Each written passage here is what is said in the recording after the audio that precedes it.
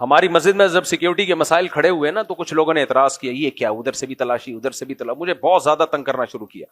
مرغی پہ مسائل کھڑے ہوئے نا, یہ مرغیاں مفتی صاحب نے, میں نے ہٹا دی. میں نے کہا ایسی کی تیسی چھوڑو یار, جو چیز لوگوں میں بدگمانی کا ذریعہ بنی ہٹاؤ اس کو. ساری مرغیاں, حالانکہ کم سے کم بھی 2 سے 2.5 لاکھ روپے کا سیٹ اپ بنایا تھا میں نے, وہ سارے ضائع ہو گئے میرے. میں نے کہا ہٹا دو, کوئی مسئلہ نہیں. سیکورٹی پہ بھی یہ کہ وہاں سے آ رہے ہیں تلاشی, وہاں سے یہ کیا ہے, کوئی GHQ ہے یا کیا ہے, یہ کوئی بم لے کے آ رہے ہیں. میں نے ساتھیوں سے بولا کوئی کمپرومائز نہیں کرنا ہے, کسی بے وقوف اور احمق کی بات میں سے ذرا بھی متاثر نہیں ہونا. میں نے کہا اس کو ڈبل کرنا ہے, کم نہیں کرنا.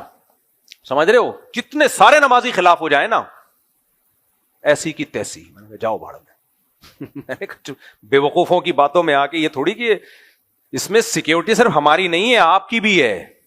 اللہ سب کو بچا کے رکھے. جب بم پھٹتا ہے نا تو جس کو ہدف بنایا جاتا ہے صرف وہ نہیں جاتا, غریبی میں 10-15 بھی اسی کے ساتھ جو بیان سننے آئے تھے وہ بھی چلے جاتے ہیں.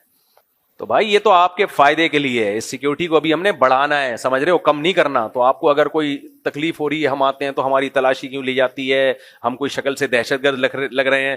آپ شکل سے جتنے بھی شریف لگے یار, پھر بھی آپ کو پوری تلاشی لی جائے گی آپ کی, ٹھیک ہے نا. تو اس لیے بیان سننے آنا ہے تو تلاشی میں کمپرومائز, سیکیورٹی میں کوئی کمپرومائز بولو نہیں ہوگا.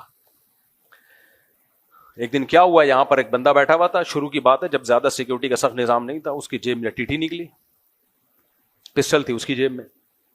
ہم بدگمان نہیں ہو رہے, اپنے ڈیفenس کے لیے لایا ہوگا, لیکن بھائی کسی کے چہرے پہ تھوڑی لکھا ہوا ہوتا ہے. تو گارڈ نے یوں کر کے نظر لاتے رہتے نا, تو اس نے دیکھ لیا, اس کو بلایا. خیر ہم نے پولیس والوں کو بلایا, انکوائری کی, وہ بندہ صحیح تھا, یعنی کوئی وہ نہیں تھا. آپ ڈرے نہیں, آپ کہ اچھا یہاں تو ٹیٹیاں نکل رہی ہیں, گھبرانا نہیں ہے.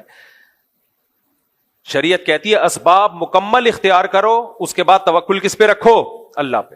مرنا ہوگا جس دن, جو رات قبر میں گزرنی ہے, کسی کا باپ بھی وہ قبر سے باہر نہیں گزروا سکتا, اور جو قبر میں نہیں گزرنی وہ کسی کا باپ بھی قبر میں نہیں گزروا سکتا آپ سے. تو کام سارے کرنے ہیں لیکن اسباب بھرپور اختیار کرنے ہیں. اس کے بعد پھر اللہ پہ توکل بھی کرو. پھر تو جو مرنا ہے بھائی وہ تو مرنا ہے, ڈرو نہیں موت سے. موت کا ڈر الگ چیز ہے اور بے احتیاطی الگ چیز ہے.